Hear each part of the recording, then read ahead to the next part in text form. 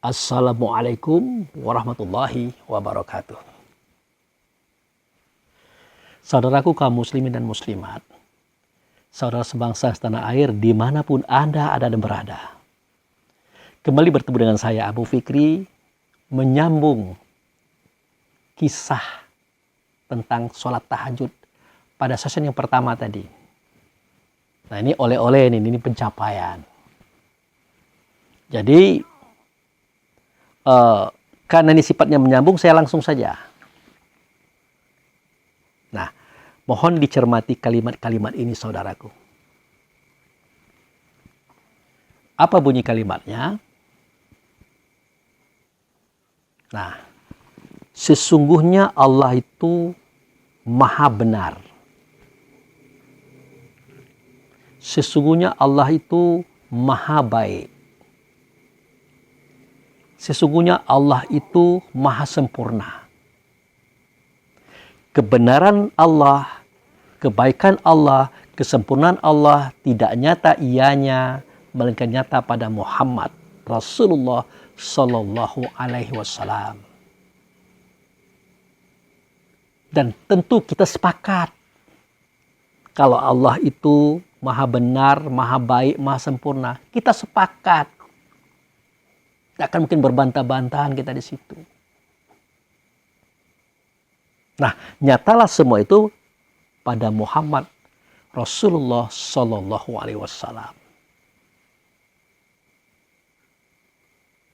Artinya, kalau kita sudah sepakat bahwa Allah itu maha benar, maha baik, maha sempurna, tidak mungkin zat yang maha baik menciptakan yang buruk-buruk. Tidak mungkin zat yang maha benar menciptakan yang salah-salah. Tidak mungkin zat yang maha sempurna menciptakan yang cacat-cacat. Tidak mungkin. Tetapi Pak Abu Fikri, kita kan tidak bisa berbohong.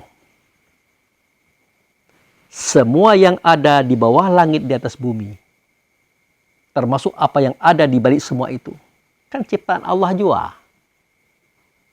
Khususnya di atas bumi, di bawah langit, banyak kita lihat keburukan-keburukan, kesalahan-kesalahan, cacat-cacat, ketidaksempurnaan, banyak kita lihat.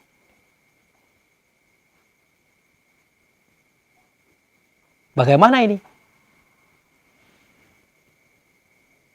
Nah, kita kembalikan dulu kepada firman Allah. Ya, yang ada pada surat Al-Qasas. Pada surat Al-Qasas, yaitu surat nomor 28 ayat 77. Kita kembalikan dulu ke sana. Nah, apa bunyinya? Wa ahsin kama ahsanallahu ilaika wala tabghil fasada fil ardi innallaha la yuhibbul mufsidin. Kan jelas kalimatnya. Berbuat baiklah kamu kepada sesamamu sebagaimana aku sudah berbuat baik kepada kamu. Janganlah kamu berbuat kerusakan di muka bumi.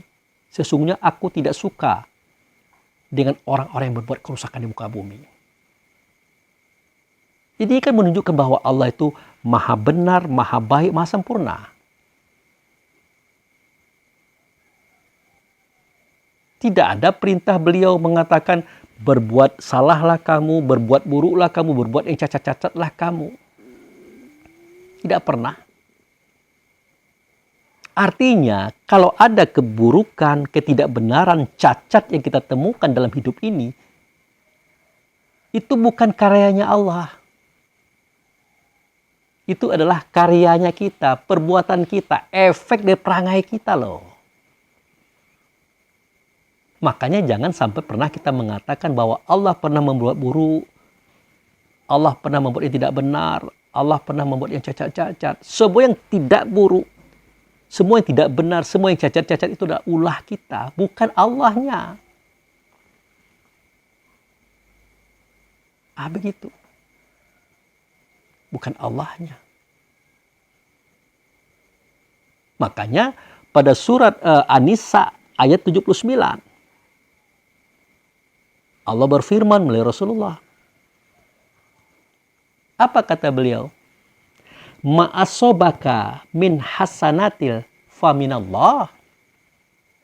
Apa saja yang datang kepada kamu dalam bentuk yang baik-baik, yang benar-benar, yang sempurna itu, itulah yang datang daripada Allah.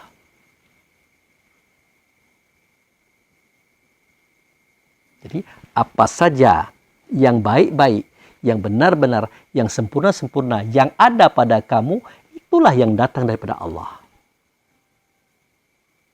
Dia menunjuk kepada roh kita, saudara. Roh kita itu yang datang daripada Allah. Dia itu baik, dia itu benar, dia itu sempurna.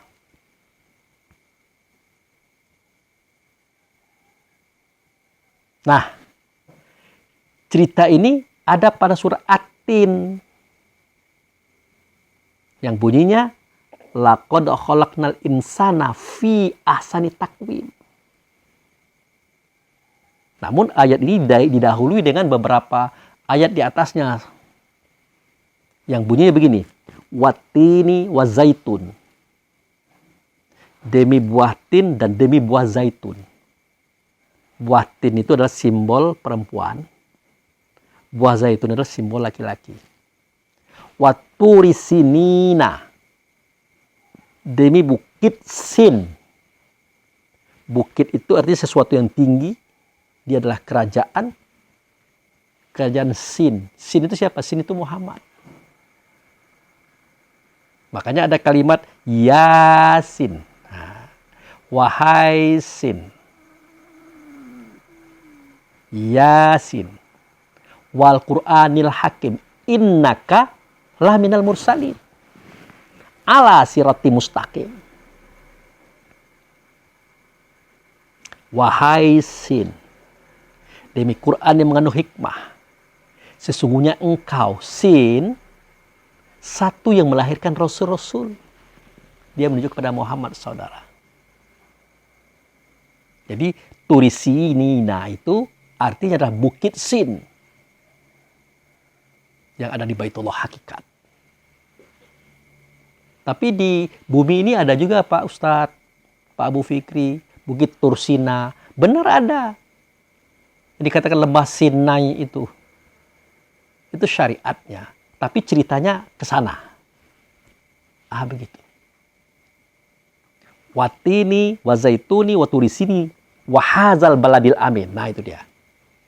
Dan negeri yang aman ini. Jadi, dan negeri yang aman ini adalah negeri Makkah. Di situ ada Baitullah, di situ ada kursi kerajaan Tuhan, di situ dia bertahta. Itu bukit. Siapa yang bertahta? Sin. Apa itu sin? Sin itu sifat. Sin itu artinya sifat.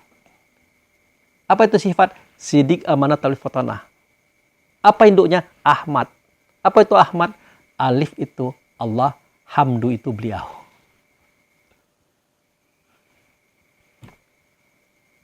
Nah, jadi Allah dan Rasul bersumpah atas nama buatin, zaitun, bukit Tursina, dan negeri yang aman tadi. Itu Baitullah Hakikat. Apa sumpahnya? Apa isi sumpahnya? Laqad khalaqnal insana fi ahsani taqwim. Sesungguhnya aku jadikan insan itu. Atau kami jadikan insan itu sebaik-baik kejadian. Jadi seketika Allah berkata insan, Rasul berkata insan, maksudnya adalah ruh. Sebenarnya insan itu bukan nama ruh. Tapi ruh itu dinamakan dengan nama tubuh karena dia berada dalam tubuh insan. Insan itulah nama tubuh kita juga. Dia itu bernama An-Nasu. insan, nafs. Atau nafs, nafs itu artinya diri. An-nasu, manusia. Insan, manusia juga. Itu nama yang ada di dalam tubuh kita. Makanya insan untuk nama ruh itu adalah nama yang dinamakan saja. Kalau tidak mungkin Allah berkata, "Falyabudu insana mimma khuliq." Hendaklah insan itu memikirkan dari apa dia dijadikan. Nah, seketika Allah berkata, "Laqad khalaq apa? Wa ma khalaq hendaklah insan itu." Ini kalau udah saking berpikirnya nih, ya. Falyanzuril insanu mimma khuliq. Hendaklah insan itu berpikir, memperhatikan dari apa dia dijadikan. Kalimat ini ditunjukkan kepada ruh. Karena yang bisa berpikir adalah yang berakal. Yang berakal itu adalah ruh. Tidak mungkin tubuh, tidak bisa dia berpikir. Contohnya kalau ruh keluar, jangankan berpikir, semua yang ada pada dirinya tidak berfungsi. Telinga biasanya mendengar, tidak mendengar lagi.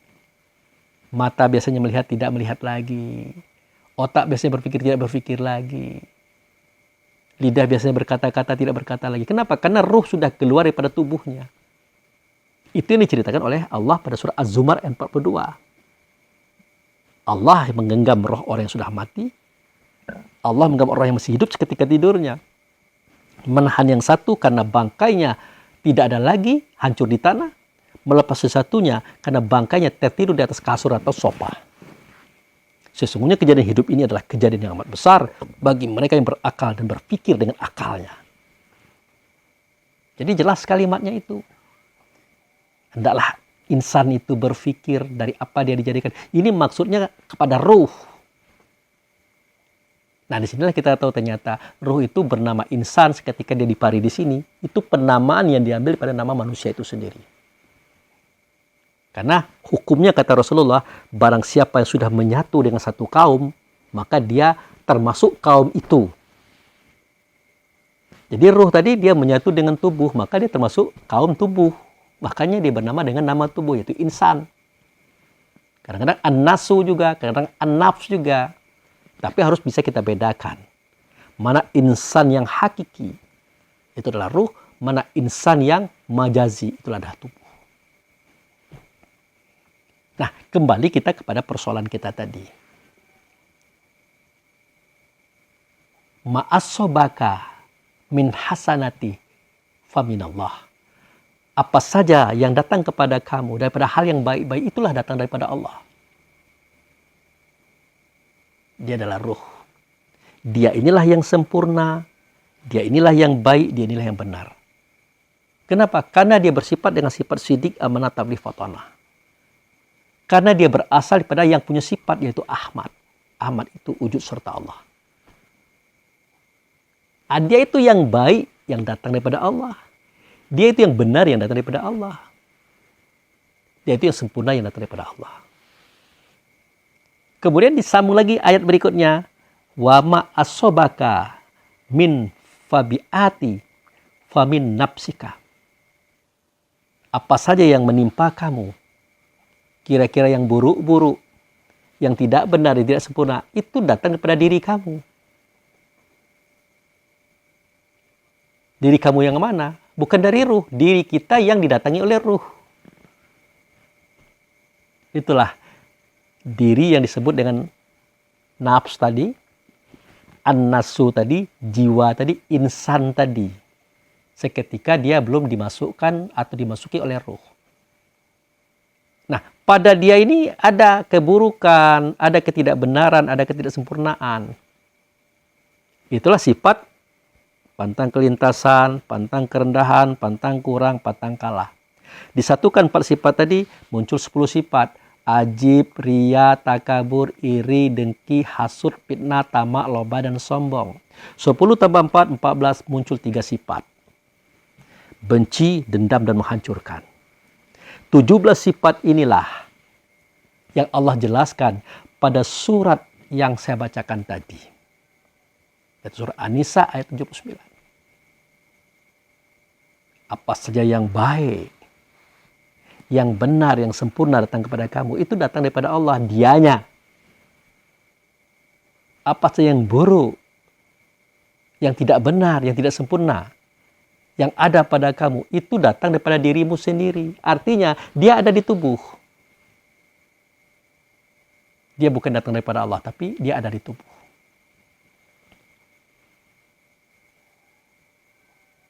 Nah, yang tidak benar, yang tidak baik, yang tidak sempurna inilah yang dimaksud dengan Qul a'udzu birabbil falaq. Katakanlah hai Muhammad, ajarkanlah Muhammad, buka rahasianya hai Muhammad.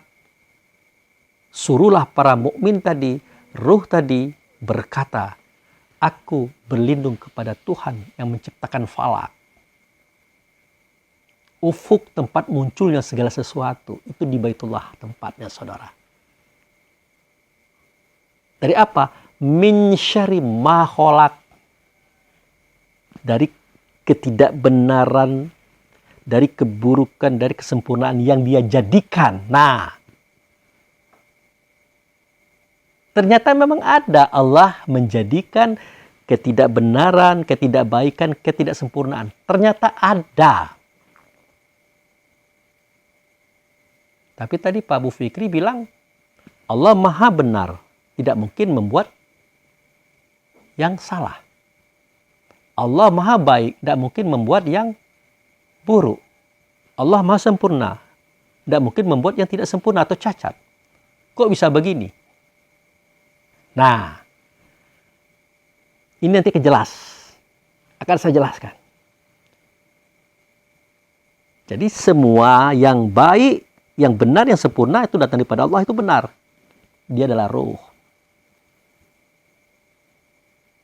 Semua yang buruk, yang tidak benar, yang tidak sempurna, dia daripada dirimu. Itu ada di tubuh. Itulah min syarri ma khalaq. Daripada kejahatan yang sudah dia jadikan. Dari semua keburukan yang sudah dia ciptakan. Itulah 17 sifat tadi.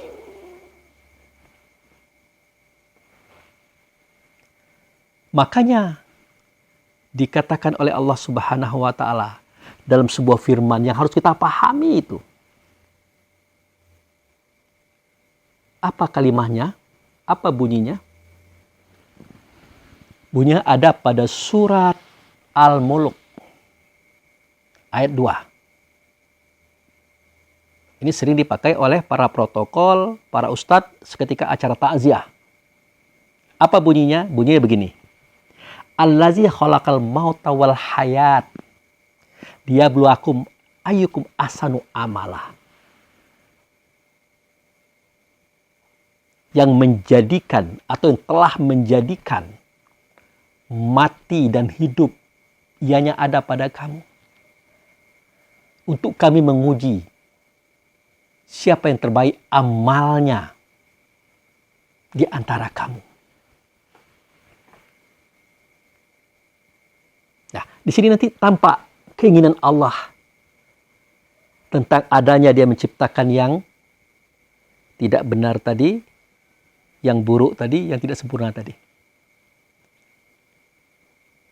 Jadi tujuan Allah itu tidak pernah salah, tidak pernah tidak benar, tidak pernah tidak sempurna. Tujuannya menciptakan yang hidup dan yang mati tadi untuk menguji kamu, mengasah kamu, membentuk pribadi kamu. Siapa yang terbaik di antara kamu?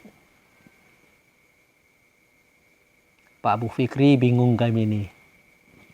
Tadi Bapak bilang yang menjadikan yang hidup dan yang mati. Kok belum ada penjelasannya? Nah, di situ dikatakan pada surat Al-Mulk, surat ayat 67, surat yang nomor 67. Ayat 2 dikatakan Allazi khalaqal mauta, yang telah menjadikan yang mati, wal hayat, yang hidup. Kita kan ingat, seketika kita mempersembahkan kepada Allah dan Rasul di tempat itu adalah rukun sembahyang 13. Mulai pada niat, tegak berdiri betul, takbiratul ikram, membaca Fatihah, ruku, i'tidal, sujud, duduk di antara dua sujud, duduk bertahiyat, membaca tahiyat, membaca selawat, salam pertama dan tertib. Itu dirangkum yang 13 tadi menjadi 4. Innas sholati, nah itu dia. Sesungguhnya hubunganku kepada Allah dan Rasul. Innas sholati wa nusuki, sesungguhnya ibadahku, menahanku, perjuanganku. Wa mahyaya, nah itu dia. Hidupku itu adalah ruh. Wa mamati, dan yang mati hanya ada pada saya, itu adalah tubuh. Jadi sholat, ibadah, ruh, tubuh, waktu itu diserahkan kepada Allah. Untuk dibersihkan, dicuci, supaya baik kembali. Supaya bisa dipakai kembali. Sama dengan baju ini, bagus, baru, wangi. Tapi kalau sudah dipakai, yang bagus tadi menjadi tidak bagus. Yang wangi tadi jadi bau. Apa solusinya? Ya dicuci, di laundry, kemudian disetrika, dikasih wangi-wangian, baru bisa dipakai lagi. Nah, jadi yang hidup pada kita itu adalah ruh, yang mati pada kita itulah tubuh, badan, jasad. Jadilah tubuh yang mati yang ianya ada pada kita. Makanya di dalam takziah saya sering membaca ayat yang bunyinya apa? Kullu nafsun za'iqatil maut, tsumma ilaina turja'un. Setiap diri pasti merasakan mati, kemudian kepada kamilah kamu dikembalikan. Nah, ayat ini pendek. Dibaca 3 kali, selesai, clear dia. Nah, ternyata setelah didalami, dikaji, ayat ini menjelaskan bahwa pada batang tubuh yang satu, ada diri yang mati dan ada diri yang kembali. Suara ngaji. Berarti kita sudah mulai masuk ke tingkat jam 4 pagi. Nah, kembali kita kepada persoalan kajian kita tadi. Mana diri yang mati? Nah, diri yang mati itulah tubuh, badan, jasad. Yang dimandikan, yang dikafani, yang disolatkan, dikuburkan. Itu diri yang mati. Mana diri yang kembali? Itulah yang datang daripada Allah. Semestinya juga dia kembali kepada Allah. Nah, ini yang Allah katakan tadi. Segala sesuatu yang baik, yang benar, sempurna itu datang daripada aku. Segala sesuatu yang buruk, tidak benar, tidak sempurna itu datang daripada dirimu. Dirimu itu artinya tubuh. Jadi Allah jadikan yang hidup dan yang mati, Allah satukan hidup dan mati untuk menguji, untuk mengasah, untuk mendewasakan kita. Akan baik tujuannya itu. Bagus tujuannya itu. Itu untuk kesempurnaan. Begitu cara kita memandang yang buruk, yang tidak benar, yang tidak sempurna tadi. Ada tujuan Allah di balik semua itu. Makanya saya katakan, Zat yang maha benar tidak akan mungkin dia membuat yang salah. Zat yang maha baik tidak mungkin dia akan membuat yang buruk. Zat yang maha sempurna tidak mungkin dia membuat yang tidak sempurna. Pasti tujuannya adalah baik dan benar, menuju kesempurnaan. Ternyata jelas pada surat itu tadi yang saya baca, bahwasanya dia menjadikan yang hidup dan yang mati disatukan supaya melihat kamu sempurna atau tidak amalnya. Oh, bukan begitu Pak Abu pengertiannya. Ya bagaimana? Allazi khalaqal mauta wal hayat, menjadikan hidup dan mati atau menjadikan yang mati yang hidup. Liyabluwakum ayyukum ahsanu amala, untuk ketahui, untuk kami ketahui siapa yang terbaik amalnya di antara kamu. Lah kalau sudah mati kan tidak bisa lagi kita melihat. Tidak bisa lagi. Jadi yang hidup dan yang mati itu terjadi pada diri kita supaya dengan itu kita bisa baik, benar, sempurna amal. Itu. Jadi Allah itu tidak pernah tidak benar, tidak pernah buruk, tidak pernah tidak sempurna. Semuanya yang dia buat itu sempurna. Untuk kesempurnaan kamu, untuk mendidik, melatih, menggembleng kamu supaya kamu sempurna. Makanya saya katakan bahwasanya Allah Maha benar, ya, Allah Maha baik, Allah Maha sempurna. Tidak mungkin Allah menciptakan yang tidak benar atau salah. Tidak mungkin Allah menciptakan yang tidak baik atau buruk. Tidak mungkin Allah menciptakan yang tidak sempurna atau cacat. Tidak mungkin. Nah, kalau itu terlihat adanya, benar-benar ada kita lihat, berarti pendengaran kita, pemikiran kita, rasa diri kita yang belum mampu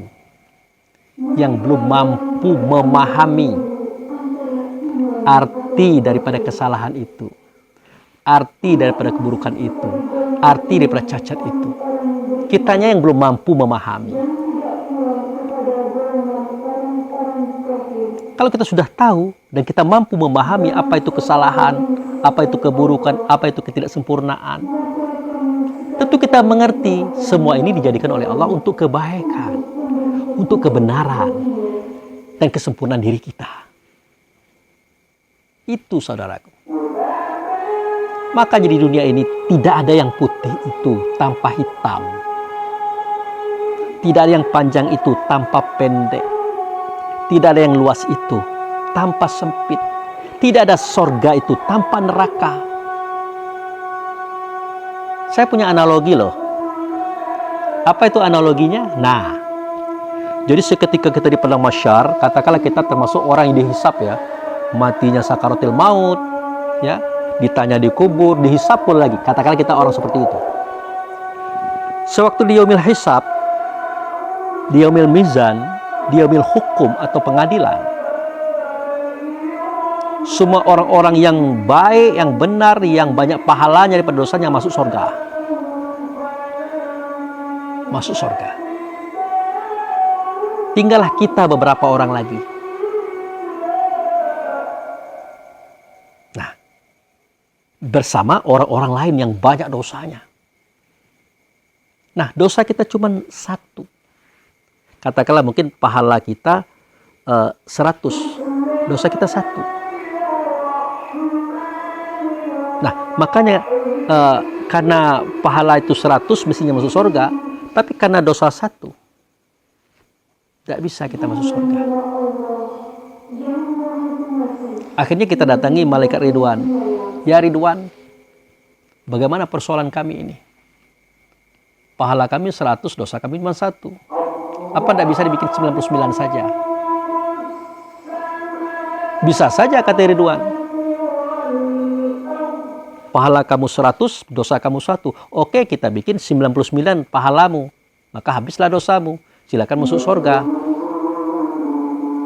Tetapi kamu tahu enggak? Pahala kamu 100, dosa kamu 101. Nah, pahala kamu 100, tapi dosa kamu 101. Makanya 1 tersisa. Tidak bisa kamu masuk surga. Jadi bagaimana kami ini? Berpanas-panas, matahari di atas kepala. Keringat bercucuran, tidak makan, tidak minum. Bau manusia bermacam-macam. Ada yang berbentuk babi, berbentuk buaya, berbentuk ular, berbentuk genderuwo, macam-macam. Ada yang kepalanya besar, perutnya buncit, ada lidahnya panjang, ada yang mengeluarkan muntah darah nanah di situ. Tidak tahan kami ini. Ya bagaimana lagi? Di sini cuma sorga doang. Lalu apa solusinya, wahai Ridwan? Ada solusinya, kata Ridwan. Ya, Ridwan itu malaikat ya, malaikat yang mengurus pasar sorga. Ada solusinya. Apa solusinya? Nah, kita tanya kepada malaikat Malik. Kita tanya. Nah, maka bertanyalah Ridwan kepada Malik. Wahai Malik, apa solusi mereka ini? Kata malaikat Malik, ya satu-satu solusinya adalah harus masuk neraka mereka ini. Harus masuk neraka. Tapi neraka tidak ada. Ya ada cuma surga doang. Neraka tidak ada. Lalu apa kata kita? Apa kata semua para pendosa? Wahai Malik, mohonlah kepada Allah dan Rasul, buatlah neraka. Kami tidak akan tahan berlama-lama seperti ini. Buatlah neraka. Artinya kita minta kepada Allah dan Rasul supaya neraka itu diadakan loh. Ya nanti dulu kata Malik, saya tanya kepada Allah dan Rasul. Ya Allah, ya Rasulullah, bagaimana mereka ini? Dia masuk surga tidak? Dia berada di yaumil mahsyar, di hari yang susah, sulit, bergabung dengan bentuk macam-macam manusia yang bermacam-macam. Tidak tahan dia. Terutama mereka yang dosanya cuma satu ini. Lalu kata Allah, apa maunya mereka? Ya mereka minta solusi ya Allah. Mereka minta jalan keluar ya Rasul. Dan mereka minta neraka dijadikan, diciptakan. Ya karena Allah dan Rasul itu pengasih dan penyayang. Oke kata Allah dan Rasul, siap. Wahai Malik, perintahkan anak-anak buahmu menciptakan neraka. Beri dia api yang menyala-nyala 7.000 tahun. Siapkan rantai neraka, cambuk. Siapkan sungai daripada air kotor perempuan yang nakal. Air kemaluannya. Siapkan coran besi macam-macamnya, aspal. Siapkan semua ular-ular berbisa, kala juga berbisa, lipan yang berbisa. Semua benda-benda yang berbisa. Siapkan sebagai bahan siksaan bagi mereka. Nah semua itu bukan terjadi begitu saja. Itu adalah efek dari perbuatan mereka. Bukan aku yang menyiksanya, kata Allah. Itu efek dari perbuatan mereka. Buatkan. Nah dengar itu ngeri juga. Ngeri juga. Tapi Allah dan Rasul berkata, setiap neraka itu bertingkat-tingkat. Sesuai dengan keburukan kelas-kelas kamu. Kalau kelasnya ringan, nerakanya ringan. Menengah ya nerakanya menengah. Berat ya nerakanya berat. Sesuai dengan ulah perangai kamu. Itulah yang dimaksud dengan fazuku azaba bima kuntum ta'malun. Rasakan oleh kamu azab karena ulah perangai kamu, perbuatan kamu. Bukan aku menyiksa kamu, kamu yang menyiksa dirimu. Makanya jauh-jauh hari dikatakan, janganlah kamu melemparkan dirimu ke lembah yang hina. Artinya, janganlah kamu melemparkan dirimu ke dalam neraka. Kan dilarang. Tapi kamu senang dengan neraka itu. Mentang-mentang neraka itu bayar. Minum, tua, beli. Main perempuan, bayar. Apalagi? Semuanya bayar kalau untuk neraka itu, saudara. Justru surga itu, untuk surga itu yang banyak gratis. Sholat gratis, puasa gratis, senyum gratis, semuanya gratis. Tapi itu kamu tidak mau laksanakan. Oke, Malik, siap. Laksanakan itu. Dibuat. Setelah neraka jadi, bahkan hampir selesai, mereka mendesak, ya Allah, terlalu lama nih neraka ini dibuat, cepat dikit. Setelah neraka selesai, pintu gerbangnya dibuka. Maka semuanya lari menyerbu neraka. Terutama mereka yang dosanya cuma sedikit. Kenapa? Karena tidak tahan tersiksa di yaumil mahsyar itu. Biarlah tersiksa di neraka beberapa saat. Asalkan masuk surga. Daripada tersiksa di yaumil mahsyar, tidak masuk surga selama-lamanya. Artinya neraka dibutuhkan, saudara. Nah itu analogi, itu permisalan saja. Tidak ada begitu ceritanya. Nanti bilang Abu Fikri ngomong gitu. Enggak. Itu permisalan sajalah. Maka saya katakan tidak ada panjang tanpa pendek. Tidak ada luas tanpa sempit. Tidak ada putih tanpa hitam. Tidak ada surga tanpa neraka. Inilah maknanya. Nah, di akhir tausiah ini, di akhir video ini akan saya ceritakan kisah di mana ada yang baik dalam bentuk keburukan. Ada yang buruk dalam bentuk kebaikan. Kita mulai daripada yang buruk dalam bentuk kebaikan. Oke? Nah, ceritanya begini.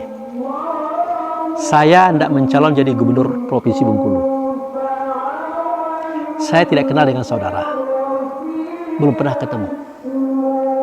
Tapi karena saya ingin mencalon, nah, saya perintahkan tim saya mencari orang-orang yang berkompeten.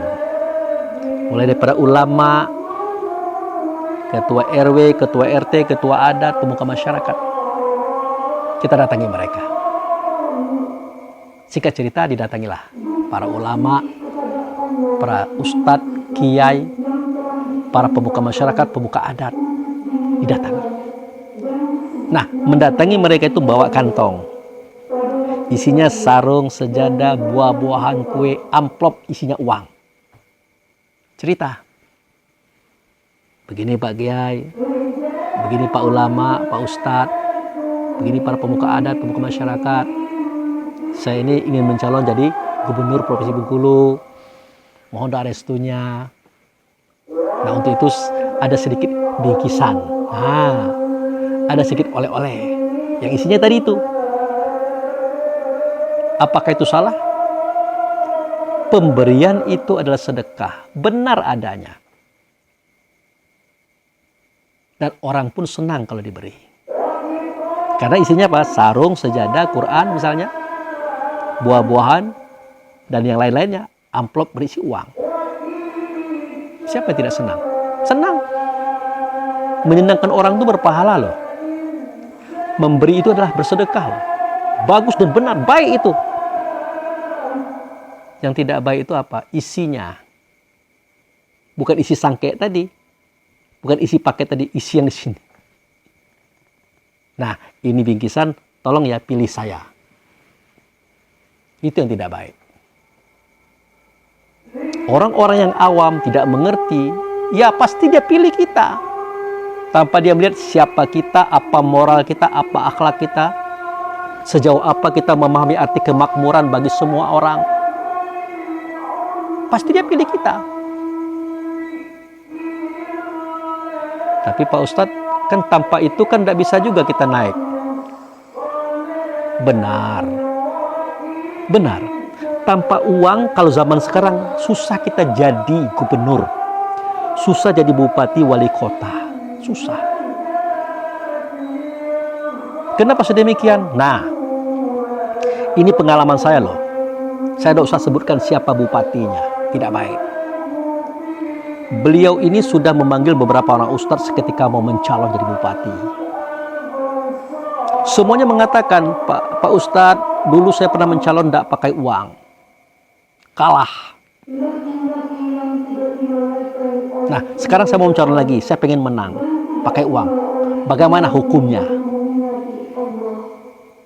Semuanya mengatakan haram. Tidak boleh. Akhirnya buntu dia. Tidak ada jalan keluar. Nah, berkatalah saudaranya. Berkatalah orang dekatnya. Saya punya teman di kota Bengkulu. Namanya Ustadz Abu Fikri. Ini adalah Ustadz terakhir. Panggil dia. Kita pengen tanya, apa pandangannya tentang keinginan saya mencalon jadi bupati ini. Kita tanya pandangan dia apa. Nah, seketika saya datang kepada beliau, itu berbicara itu dari jam 11 sampai jam 3 pagi, bahkan setengah 4. Intinya saya tanyakan sama beliau, apakah Bapak ingin jadi bupati? Ya. Niat Bapak apa? Niat saya untuk memakmurkan masyarakat. Untuk memberikan kemudahan bagi masyarakat mencapai kebaikan-kebaikan. Dulu saya pernah coba Pak Ustadz, tidak pakai uang, tidak menang, kalah. Lalu saya tanya, siapa yang menang? Dia jawab, yang menang itu yang pakai uang Pak Ustadz. Oke, saya jawab Pak Bupati. Nah, kenapa saya katakan bupati? Karena dia sudah bupati, ingin mencalon lagi. Saya jawab ya, sesungguhnya kerajaan langit dan kerajaan bumi, kekuasaan langit dan kekuasaan bumi, negara langit dan negara bumi, provinsi langit dan provinsi bumi, kabupaten langit dan kabupaten bumi, kota di langit, kota di bumi, semuanya adalah milik Allah. Tidak ada milik siapapun. Dia berikan jabatan ini kepada siapa yang dia kehendaki. Dia cabut jabatan ini dari siapa yang dia kehendaki. Dia muliakan dengan jabatan ini siapa yang dia kehendaki. Dia hinakan dengan jabatan ini siapa yang dia kehendaki. Itu yang ada pada surat Ali Imran. Qulillahumma malikal mulki tu'ti mulka man tasya. Katakanlah hai Muhammad, wahai raja di raja yang memiliki kerajaan. Itu ada kalimatnya dalam surah Ali Imran. Dia angkat orang yang mau dia angkat. Dia jatuhkan orang yang mau dia jatuhkan. Maka di sini terjadi bahwa orang yang Allah angkat tidak akan mungkin bisa dijatuhkan oleh siapapun. Orang yang Allah jatuhkan tidak mungkin bisa terangkat walaupun diangkat oleh siapapun. Karena kerajaan adalah milik beliau. Milik dia. Nah itu Pak Bupati. Oleh karena kerajaan langit, kerajaan bumi adalah miliknya Allah dan Rasul.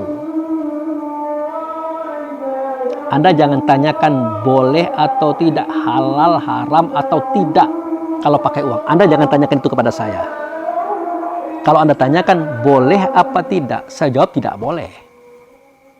Haram apa halal, saya jawab haram. Karena begitu hukum dan undang-undang yang Allah Rasul tetapkan. Yang namanya sogok menyogok itu tidak bisa adanya.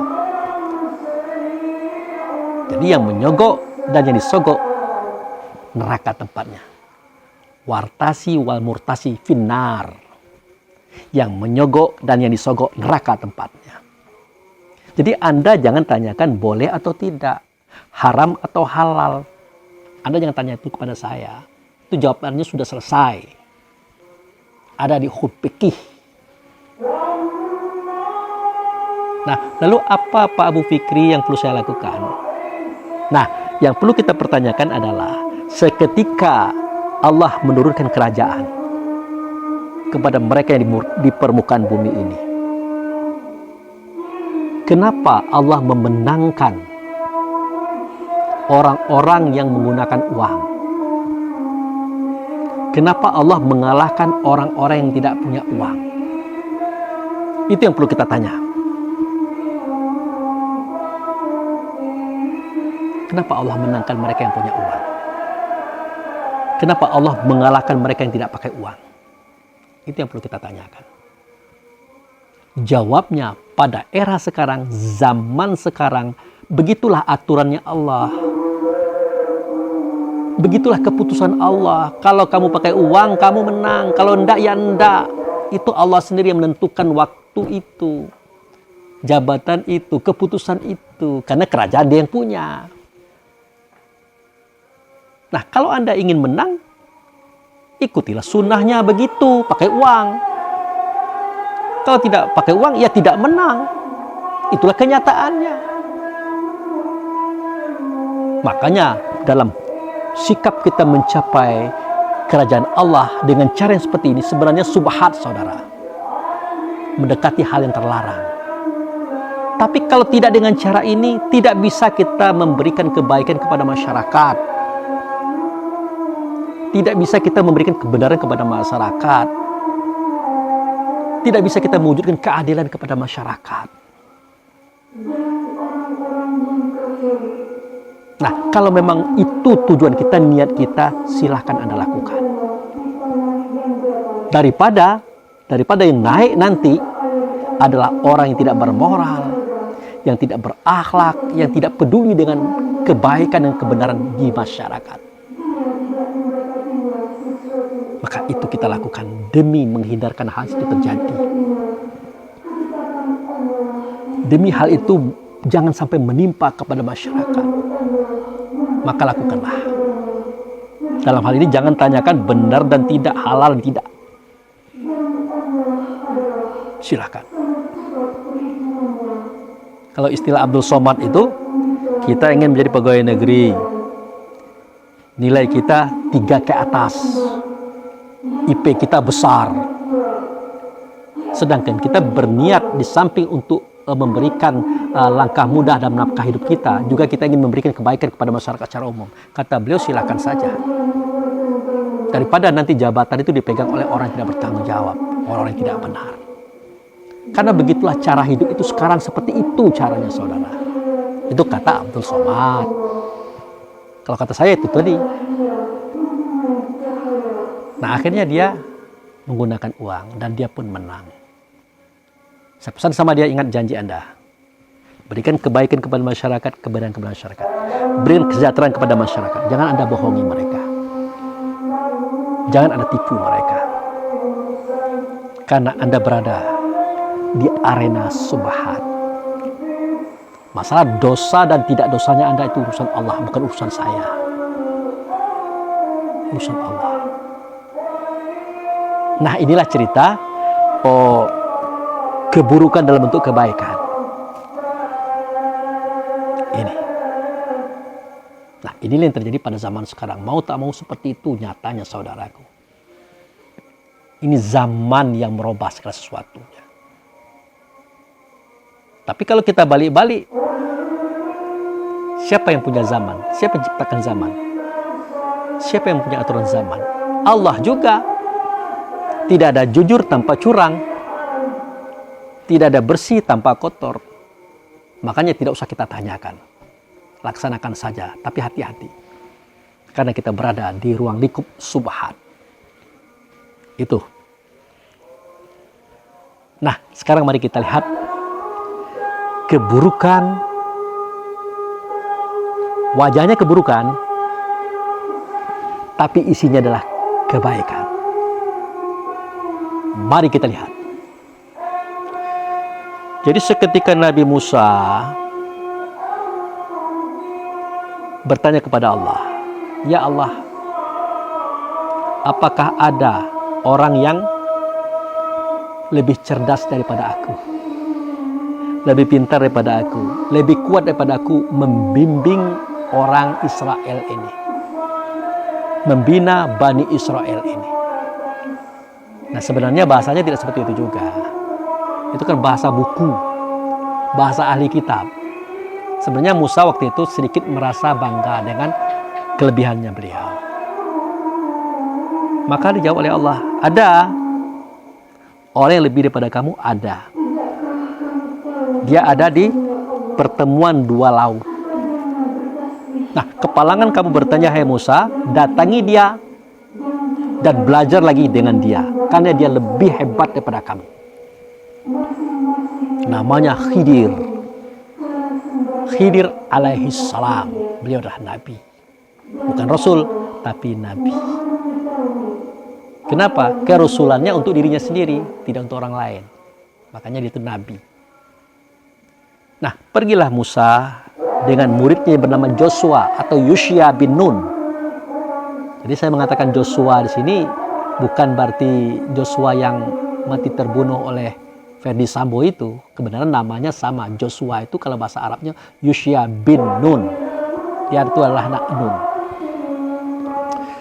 Jadi Nabi Musa pergilah dengan Yusya bin Nun atau Joshua tadi, mencari pertemuan dua laut untuk mendapatkan sang guru tadi, Nabi Khidir. Sehari, 2 hari, 3 hari. Udah lelah mereka mencari, tidak dapat. Singkat cerita, dia mulai mendapatkan alamat itu seketika ikan goreng bekal makan mereka itu. Tiba-tiba ikan goreng tadi hidup, menjelma menjadi ikan biasa, meloncat daripada ronjoknya, dia bergerak. Nah, waktu itu Musa sudah terdahulu berjalan, muridnya di belakang. Yusya bin Nun atau Joshua tadi ingin menjelaskan kepada Musa, tapi dia lupa. Nah, seketika Nabi Musa berkata, "Wahai Yusya bin Nun, wahai Joshua, mari kita makan dulu. Kita udah capek. Sementara perjalanan kita tidak jelas kemana ini." "Oh iya guru," kata Joshua. "Tadi aku melihat ikan kita tadi hidup meloncat. Kemudian berjalan. Aku lupa menceritakan kepadamu." Langsung Musa tangkap. Oh, kalau begitu, itu isyarat itu. Boleh jadi itu isyarat. Mari kita cari ikan tadi. Di mana langkah geraknya? Singkat cerita, bertemulah dia dengan gerak ikan. Betul ada ikan itu, saudara. Menuju kepada sebuah tempat batu besar. Di atas batu itu ada seorang petapa yang sedang duduk bersamedi. Nah, disitulah Musa mengucapkan kalimat, Assalamualaikum wahai guru. Langsung diucapkannya guru. Waalaikumsalam wahai Musa. Kaget Musa, kok tahu dia nama saya? Nah, dari situ saja sudah ketahuan keilmuannya oleh Musa. Berarti memang hebat orang ini. Nah, akhirnya Musa menyatakan keinginannya. Wahai guru, aku datang ke sini diperintah oleh Allah untuk belajar kepada kamu tentang ilmu-ilmu hikmah yang ada pada dirimu. Ajarkanlah aku. Apa kata Nabi Khidir? Wah, tidak bisa. Kenapa tidak bisa? Ya tidak bisa. Karena kamu itu tidak penyabar. Tidak sabar orangnya. Wah, tidak mungkin lah. Aku ini kan Nabi juga, Rasul juga. Aku pemimpin juga. Iya, kamu itu tidak sabar. Tidak penyabar orangnya. Musa ngotot. Akhirnya disampaikan oleh Nabi Khidir. Untuk sabar itu Musa ada ilmunya. Lah kalau kamu berilmu, kenapa kamu datang sini? Akhirnya Musa tersentuh. Oh iya, maafkan aku guru. Memang aku tidak punya ilmunya. Aku ingin belajar. Karena Musa terlalu mengotot, memaksakan diri, maka akhirnya apa yang terjadi? Boleh, kata Nabi Khidir. Tapi dengan catatan, kamu jangan bertanya. Kamu jangan bertanya. Maksud guru? Nah, nanti kita akan berjalan tuh. Akan berjalan. Dan perjalanan mungkin ada kejadian-kejadian. Harapanku, kamu jangan bertanya. Sekali kamu bertanya, kamu akan kuperingatkan, hati-hati. 2 kali, hati-hati lagi. 3 kali, maka selesailah urusan kita. Engkau tidak akan mungkin bisa jadi muridku lagi. Siap? Oh, siap guru. Kalau sekedar tidak bertanya, amanlah itu, kata Musa. Singkat cerita, Musa dan Khidir pun pergi melangkah. Nah, di bibir pantai, Khidir berkata kepada Musa, Musa, sebentar lagi kita akan pergi ke seberang. Naik kapal. Kapal yang saya suka adalah kapal yang dia sederhana, tidak terlalu bagus loh. Karena kapal itu adalah milik orang yang soleh, beribadah bagus, penuh berkahnya. Jadi kita menunggu kapal itu. Jadi kata Nabi Musa, baik guru, saya ikut saja. Nah, singkat cerita kapal pun datang. Nabi Khidir dan Nabi Musa pun naik. Dan mereka pun berangkat. Di tengah laut lepas, di mana bibir pantai tidak kelihatan lagi, Nabi Khidir membawa Nabi Musa ke lambung kapal. Kalau istilah kitanya itu ya kapal penyeberangan Merak Bakauheni itu, Sumatera Jawa. Kan di bawahnya itu kan banyak mobil-mobil itu. Nah, kalau zaman dulu kapalnya kayu. Kalau kita sekarang banyak besi. Nah, dibawalah Musa itu ke bawah. Lalu kata Nabi Khidir, Musa, buka ranselku itu. Di situ ada pahat, ada martil. Tolong. Nah, oleh Nabi Musa dibuka ransel. Ini pahat guru, ini martil. Terima kasih Musa, kata Nabi Khidir.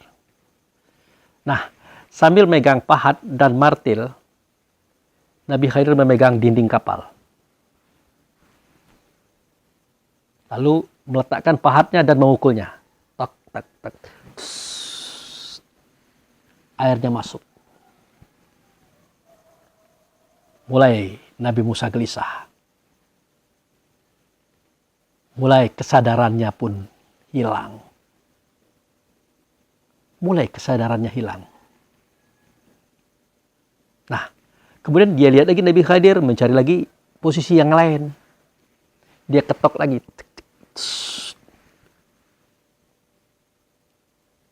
Nah, kali ini mulai kesabarannya Musa gelisah. Mulai kesabarannya hilang. Nah, seketika Nabi Khadir membocorkan yang ketiga. Waktu itu, kesabaran, kesadaran, dan keilmuan Musa pun hilang lenyap. Hilang lenyap. Dan dia lupa dengan janji untuk tidak bertanya. Dia tanya kepada Nabi Khadir, "Wahai guru, kenapa engkau bocorkan kapal itu? Bukankah dengan dibocorkan tadi akan penuh dengan air kapal ini? Dia akan tenggelam, kita semua akan binasa. Bukankah engkau mengatakan bahwa ini kapal orang yang beriman, berkah?" Musa, kata Nabi Khadir, "Ingat, aku sudah melarang engkau untuk bertanya. Ini yang pertama kali Anda bertanya, ini peringatan loh. Jangan diulang lagi." Sadar Musa, "Oh iya, baik guru, aku tidak akan bertanya lagi. Aku siap dan aku berjanji." Sudah. Singkat cerita, mereka sampai di seberang negeri. Di situ mereka melihat betapa banyak anak-anak bermain-main usia 5 tahunan. Di antara anak-anak tadi ada anak yang lincah, tampan wajahnya, gesit lakunya, tajam matanya. Digemari oleh teman-temannya. Digemari oleh masyarakat yang ada di situ. Sehingga tidak jarang kalau orang lewat ngasih dia makanan. Karena gemesnya, karena sayangnya, karena senengnya sama anak tadi. Nah, akhirnya Musa ditanya oleh Nabi Khadir, "Wahai Musa, di antara anak yang itu, mana anak yang menurut engkau paling bagus? Paling enak dipandang, dinikmati, dirasakan keberadaannya?" Kata Musa, "Yang itu guru. Yang rambutnya panjang, yang mukanya bulat, matanya tajam. Yang ganteng itu." Baik. Baik Musa. Kamu datangi anak itu. Kamu gendong dia, kamu bawa ke belakang gudang. Di belakang gudang kutunggu. Gudang mana guru? Gudang itu. Nah sudah. Singkat cerita, anak itu pun digendong oleh Musa. Tentu dengan berbagai macam iming-iming. Dipujuk, dirayu, dikasih permen atau apalah kira-kira begitu. Akhirnya digendong oleh Nabi Musa. Dibawalah ke belakang gudang. Nah di belakang gudang itu Nabi Musa memberikan anak itu kepada Nabi Khadir.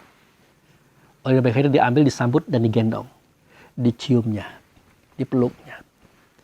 Lalu dia letakkan anak itu ke tanah di depan Musa. Tiba-tiba dia mencekik anak itu, dipatahkan lehernya, dibantingnya. Mati di tempat.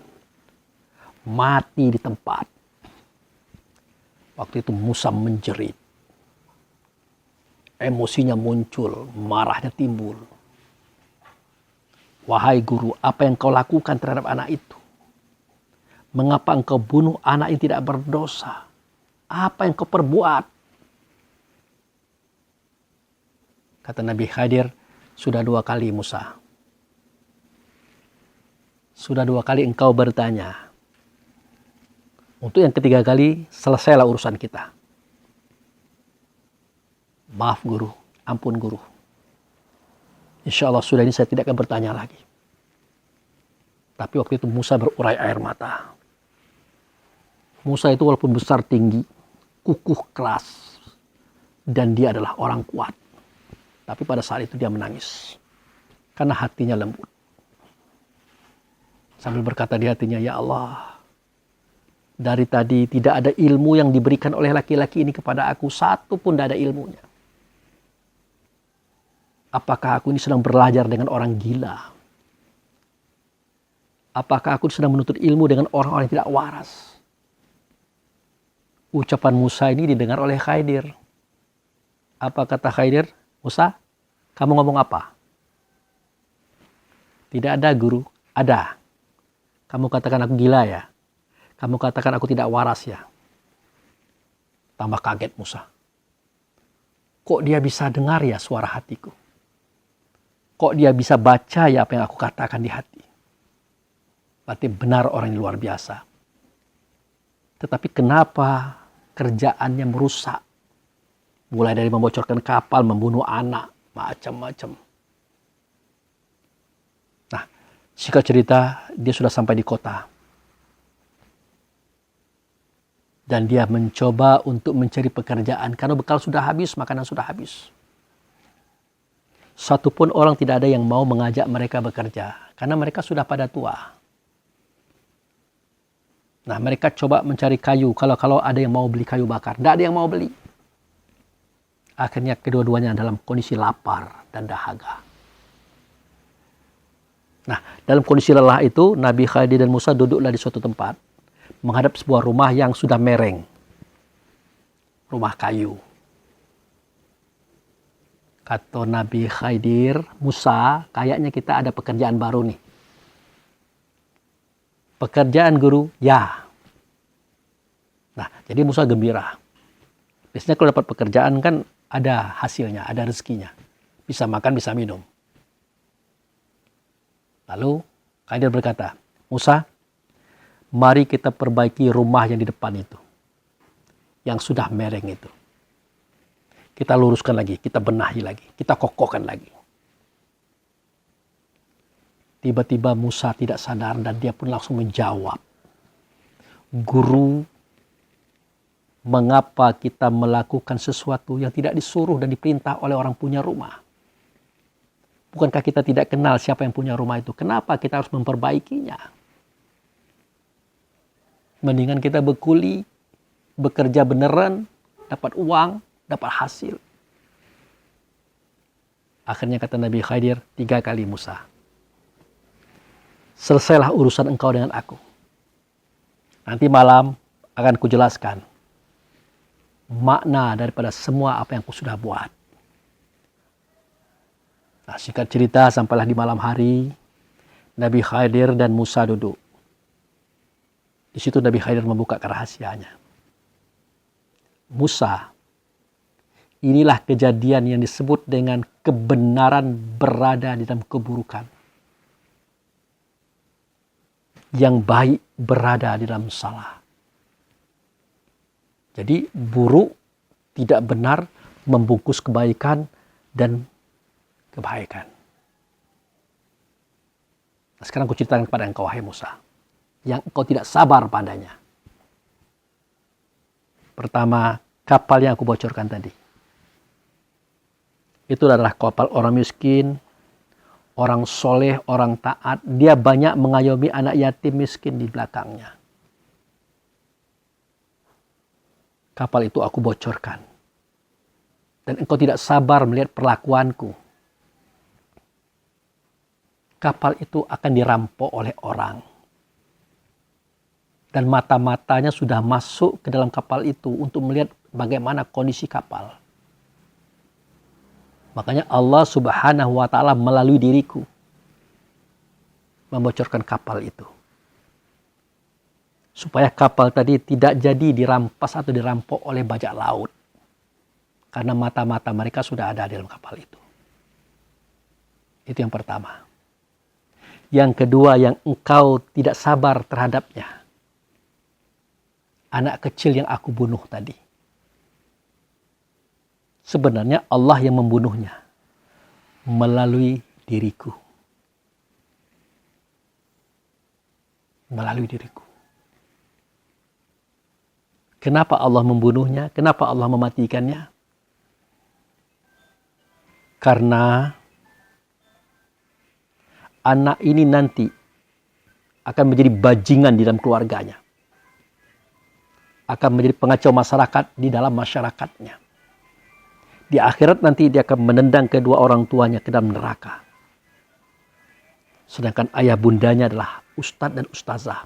Orang baik, orang soleh. yang selalu berdoa kepada Allah, berdoa kepada Rasul, ya Allah, satukanlah aku dan istriku beserta anakku di dunia ini dengan selamat. Satukanlah aku dan istriku dengan anakku ini di akhirat nanti. Serta masukkanlah kami ke dalam surgamu ya Allah. Jangan satu pun yang tertinggal. Jangan satu pun yang tertinggal. Apalagi masuk ke dalam neraka. Nah, karena doa ini selalu dikumandangkan oleh ayah bundanya kepada Allah. Allah zat pencipta takdir. Allah zat yang memutuskan qadanya. Langsung merubah. Nah, disinilah nanti kan kita temukan bahwa doa itu bisa merubah takdir. Walaupun perubahan itu sendiri adalah takdir juga.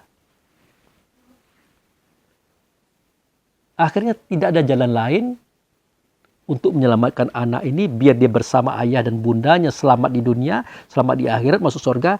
Caranya adalah dia harus mati dalam kondisi anak-anak. Dia harus kembali kepada Allah dalam kondisi belum berdosa.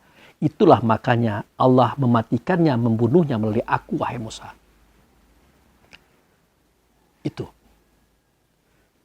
Nah, pada saat itu air mata Musa mengalir. Ada penyesalan di dalam dirinya. Ada kehinaan di dalam batinnya. Alangkah tingginya ilmu Bapak ini. Alangkah rendahnya aku di hadapannya. Musa mulai menyadari. Nah, yang ketiga Musa. Yang ketiga. Seketika rumah itu harus kita perbaiki. Dalam kondisi kita sedang lapar, kita sedang haus, kita butuh uang dan dana. Kamu tahu enggak? Di bawah rumah itu ada emas, ada perak, ada uang, ada simpanan anak yatim. Yang diberikan oleh ayahandanya. Kepada seorang saudagar. Supaya anak ini dirawat, diselamatkan, disekolahkan. Ini biayanya. Jadi benda-benda berharga itu ada di bawah rumah. Kalau kita tidak perbaiki rumah itu, nanti benda-benda itu akan diambil orang yang tidak bertanggung jawab. Tidak jadi anak itu berpendidikan, bersekolah, tidak jadi anak itu mendapatkan fasilitas kehidupan. Makanya kita perbaiki, wahai Musa. Nah, itulah kejadian yang engkau tidak sabar terhadapnya. Hari ini selesailah urusan kita, mulai hari ini kita berpisah. Seandainya engkau bisa sabar, wahai Musa, engkau akan ajak berhadapan langsung dengan Tuhan. Di mana engkau dulu pernah bertemu dengannya. Akan kupertemukan engkau dengan Tuhan. Kita akan bertiga berbicara dengan Tuhan. Di suatu tempat yang namanya lembah tua. Lembah tua itu artinya lembah tua. Ya, lembah pertama kali itu Bakah. Tentu Nabi Khidir berbicara tentang dimensi lain, saudara. Musa tidak bersuara. Musa tidak berkata kecuali menangis, menyesali. Dan meminta maaf. Nah, inilah gambaran saudaraku. Ada perbuatan itu bagus, baik, benar tampaknya. Tapi isinya tidak benar. Nah, itulah pengalaman para calon-calon pemuka, pemimpin dari masyarakat. Mulai presiden, menteri, anggota DPR, MPR, gubernur, bupati, wali kota, dan seterusnya. Yang dia berbuat baik kepada masyarakat karena hanya ingin dipilih. Seketika terjadinya pemilihan umumnya. Dan ini sudah tidak benar dan ini tidak baik. Tapi ditutupi dengan kebaikan-kebaikan yang berupa pemberian-pemberian. Tapi apa boleh buat, ini zaman. Di mana Allah Subhanahu wa Ta'ala memenangkan orang-orang yang menggunakan uang. Karena memang pekerjaan itu berat. Melibatkan masyarakat di suatu daerah. Tidak mungkin bisa dikerjakan oleh calon-calon pemuka daerah tadi. Pasti butuh bantuan orang banyak. Mereka butuh biaya bensinnya, makan minumnya, fasilitasnya, bahkan uang-uang untuk istri dan keluarganya. Mau tak mau memang harus pakai uang. Begitu juga diganti waktu bekerjanya masyarakat yang mestinya bekerja, tidak bekerja hanya karena memilih. Sementara pemilihan itu nanti kalau sudah jadi dia mengecewakan masyarakat, maka mereka enggan. Ya, mereka sudah tidak mau lagi. Maka dibujuklah mereka itu dengan uang. sebagai ganti usaha mereka di siang hari itu. Tapi tetap saja itu mengarah kepada hal yang disebut dengan sogok menyogok. Namun di sini kita tidak usah persoalkan, hukumnya sudah jelas, terang. Tapi kenapa Allah memberikan jabatan itu, kerajaan itu kepada orang yang bertentangan dengan aturan Allah itu sendiri. Nah, inilah zaman yang dikatakan oleh Rasulullah, di mana hidup di akhir zaman adalah penuh dengan kerusakan-kerusakan. Mulai daripada moral sampai ke fisik, mulai kepada sistem-sistem yang ada. Makanya setiap pemimpin-pemimpinnya akan mencalon, siapkanlah niat yang baik dan benar kepada Allah Rasul jika Anda mendapatkan jabatan itu. Mudah-mudahan Allah mengampuni Anda, Rasul pun mengampuni Anda, karena Anda tidak bisa juga dapat tanpa ada uang yang ada di belakang dan sekitar Anda. Itu. Kemudian ada lagi kebaikan, kebenaran, kesempurnaan ditutupi, dilapisi oleh ketidakbaikan, ketidakbenaran.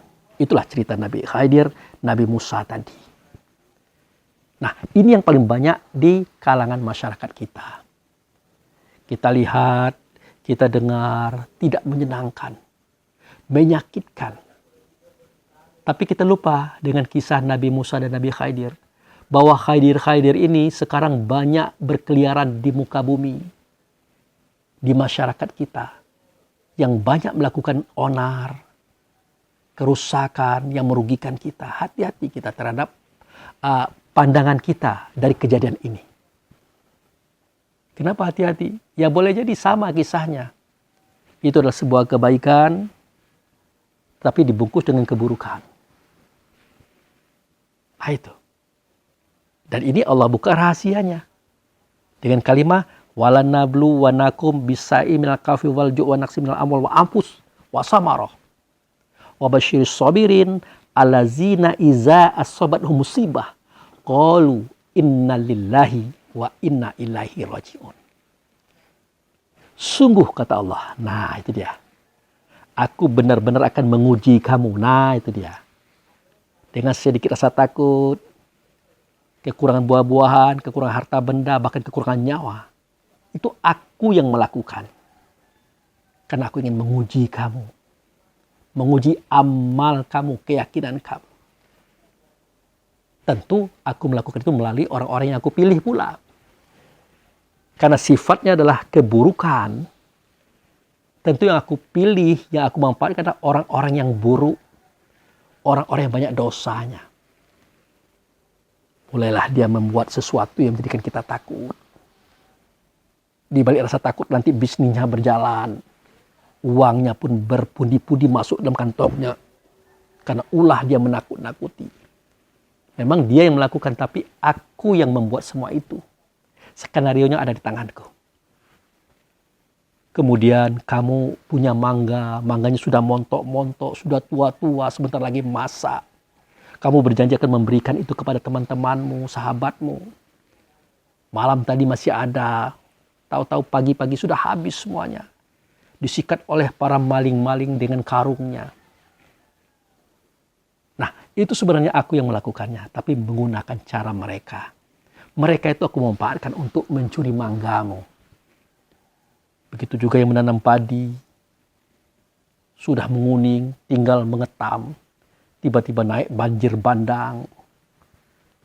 Itu aku yang melakukannya melalui air banjir bandang tadi untuk menguji kamu sejauh mana kesabaran kamu.